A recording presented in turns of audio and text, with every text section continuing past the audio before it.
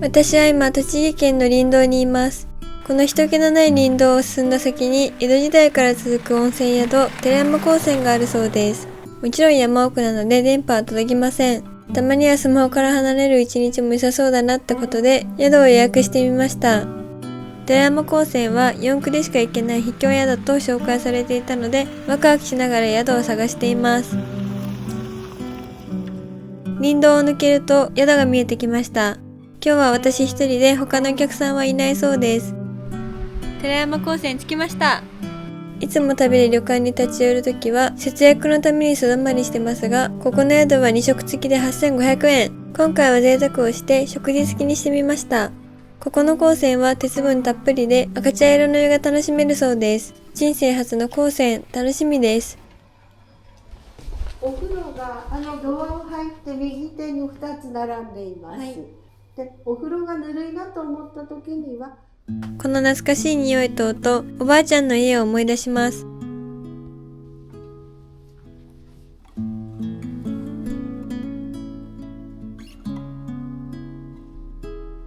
砂壁です。すごいいいところ。県外なので今日はスマホから離れてのんびり人間らしく過ごそうと思います。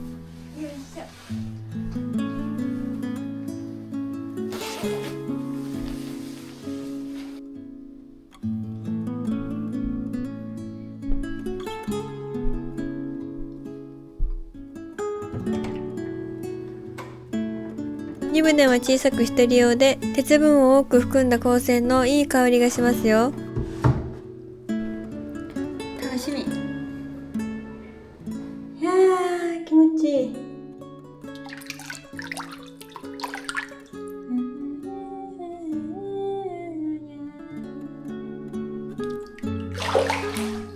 めちゃめちゃいい温泉でした。夜ご飯は豪華な和食。これは最高です。美味しそう。乾杯。う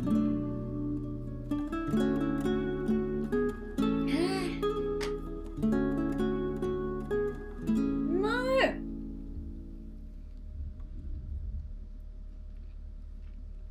幸せ。お腹いっぱい。スマホがないとやることもなくてすぐ眠くなります。昔の生活は人間らしくて健康的。これでいいんです。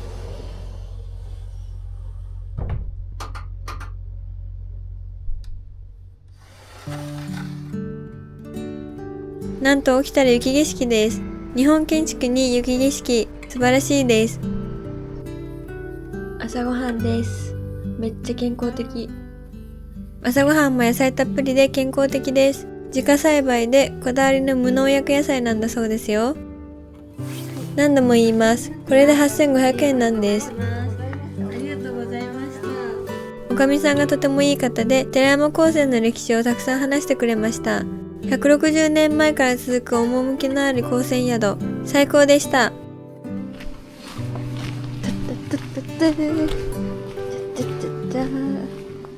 雪下ろししたら出発です。予報では小雨だったんですけど、まさかの雪。おかみさん曰く、この辺りは年に2回ほどしか雪が積もらないらしいので、雪景色の寺山高専は珍しいよってことでした。しっかり目に焼き付けておきます。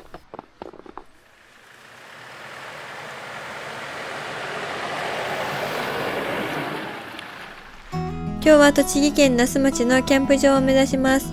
調べると寒波が来ているみたいで、今日明日はかなり冷え込むみたいです。春が来たかと思えばまた冬に戻りましたね。今回春装備で来てしまったので、夜を越せるか心配です。ということで、キャンプ場に到着です。今日は私一人、広大なキャンプ場を貸し切りで使えるので、思う存分楽しみますね。今回はお気に入りのカーサイドシェルターを持ってきました。東北旅の強風で一度ぶっ壊れて修理したんです。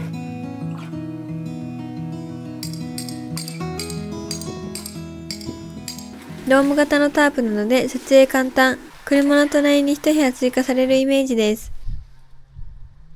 撮影終わったんで買い出し行ってきます。買い出しの前に案件させてください。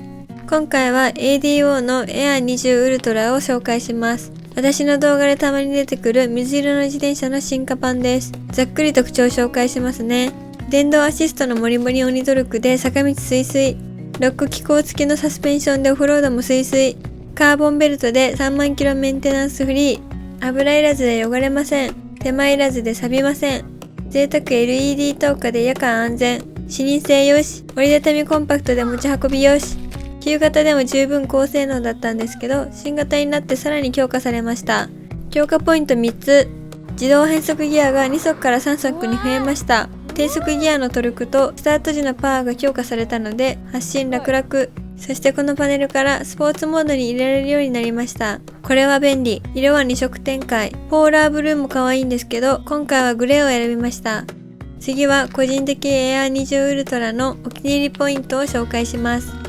折りたためばジムニーにも積めます。駆動音静かなカーボンベルト。制動力抜群の油圧ディスクブレーキ。そしてリアウィンカー。この辺はもはやバイクの装備ですね。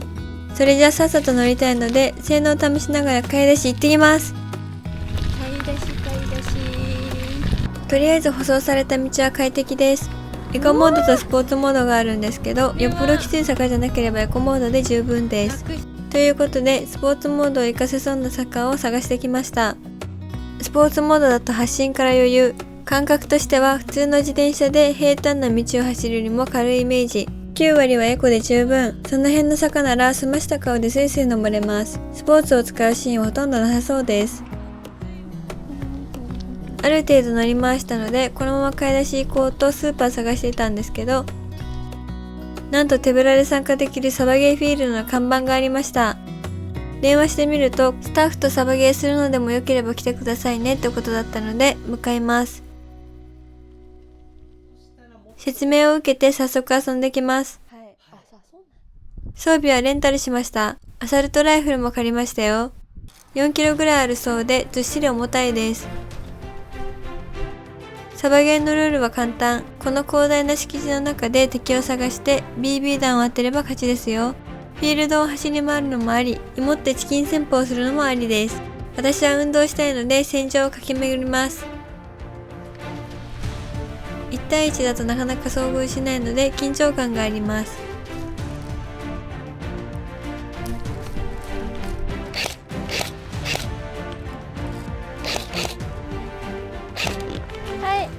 多分ですけど店員さん手加減してくれてます。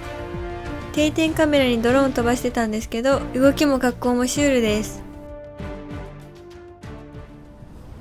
いやー、めっちゃいい運動になりました。買い出しに行ったこと完全に忘れていたので、スーパーで晩ご飯買います。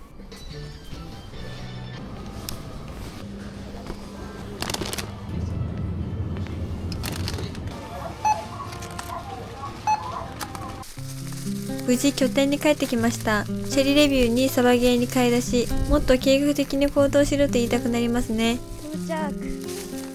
運動してお腹空いたので腹ごしらえします。焼き鳥食べます。楽しみ。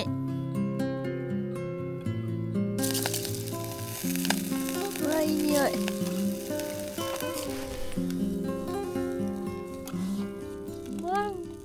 やっぱキャンプの焼き鳥は最高だ。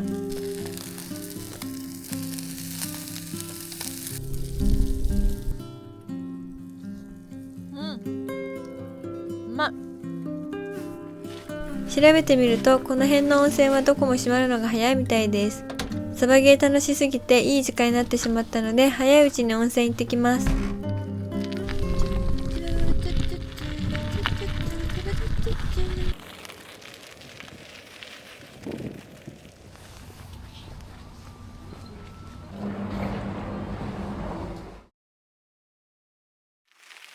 つい長風呂しすぎて辺りは真っ暗です。今夜は寒波で氷点下まで冷え込むので車内で寝ます。完全に準備不足で電気毛布すらありません。夜を無事に越せるか心配です。料理と食事は外。寝る時だけ車内にこもろうと思います。このスタイル、ランクルに庭ができた感じで快適です。明日のチェックアウトは11時。予定もないので夜更かしします。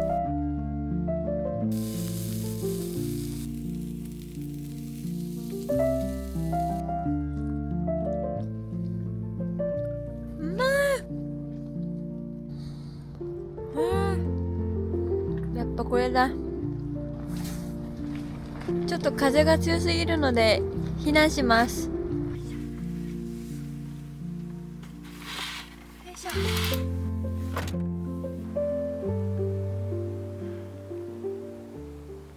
れは大物だね。なんだよそれ。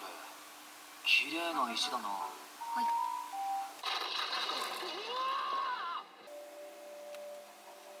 炭は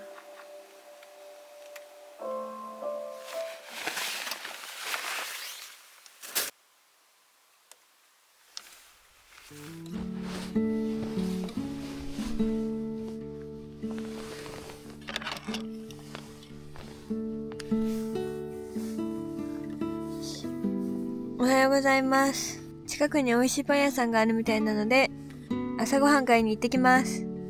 キャンプ場のスタッフさんが近くに美味しいパン屋さんがあるよって教えてくれたので行ってみます。少し肌寒いですが、いい天気です。いい朝だ。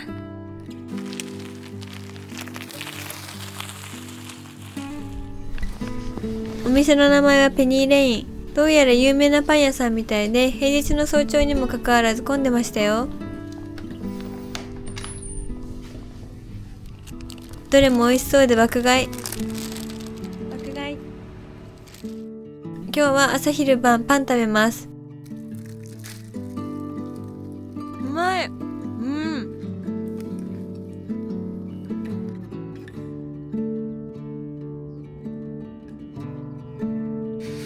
動画外でゆっくりしすぎてチェックアウト15分前です。急いで撤収して出発しますね。